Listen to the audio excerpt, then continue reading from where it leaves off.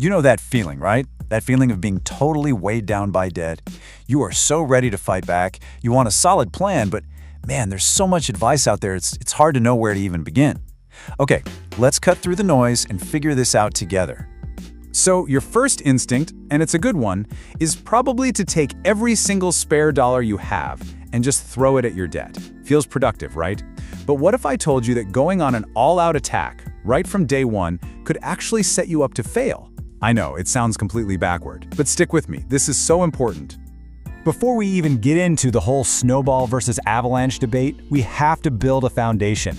Seriously, this is the one step that's going to protect all the hard work you're about to put in, making sure one little emergency doesn't completely derail your journey.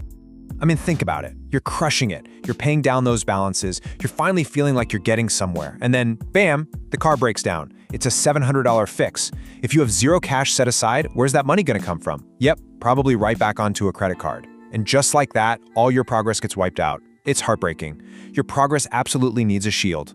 And this is that shield. We call it a starter emergency fund. Now, we're not talking about saving up 3 to 6 months of living expenses just yet. That's a great goal for later. This is smaller, it's way more achievable, and it has one very specific job: to be the buffer between you and new debt when life happens. It basically turns a potential disaster into just an inconvenience. So how do you build this thing? Simple. First, pick a goal. $500, $1,000, perfect. Next, and this is huge, open a totally separate savings account for it. Out of sight, out of mind, right? Then automate it. Set up a transfer for every single payday, even if it's small. And yes, this is the hard part. For a little while, you're gonna pause making extra payments on your debt. All that extra cash goes right into this fund. Once that shield is built, then we go on the attack. Okay, shield is in place. We are ready for path number 1. This is the debt snowball.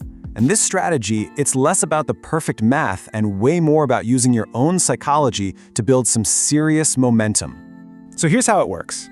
For a second, just forget about the interest rates. You're gonna list out all your debts from the smallest balance to the biggest. You keep making all your minimum payments, but every extra cent you have goes straight to attacking that smallest debt.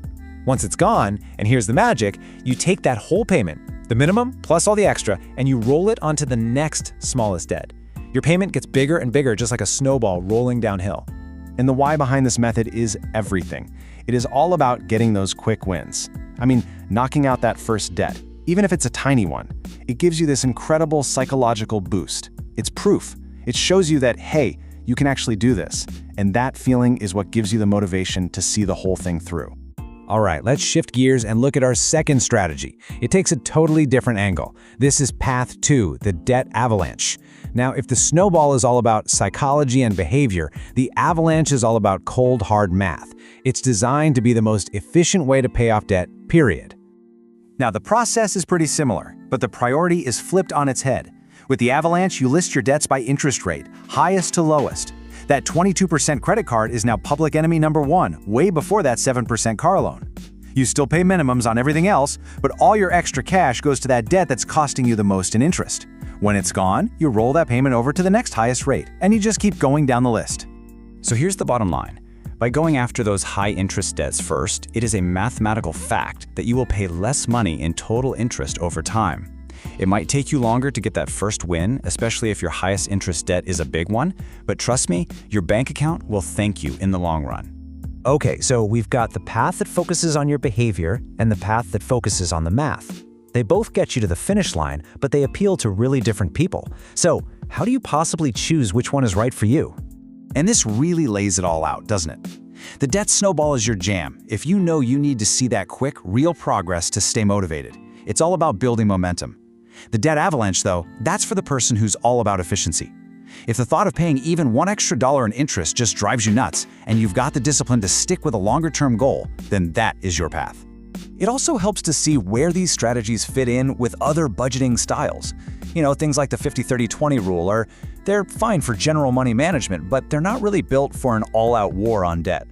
The snowball and avalanche, they really work best inside what's called a zero-based budget, where you are intentionally telling every single one of your dollars where to go. And in this case, you're telling your extra dollars to go destroy debt. It takes a little more planning each month, but man, is it powerful. So, at the end of the day, it all comes down to this. The math says avalanche, but our brains, our human behavior, often screams for the snowball, and you know what? There is no single right answer for everyone. The best, most perfect, most powerful debt payoff plan on the planet is the one you'll actually stick with. So the real question isn't which one looks better on a spreadsheet, it's which one is better for you.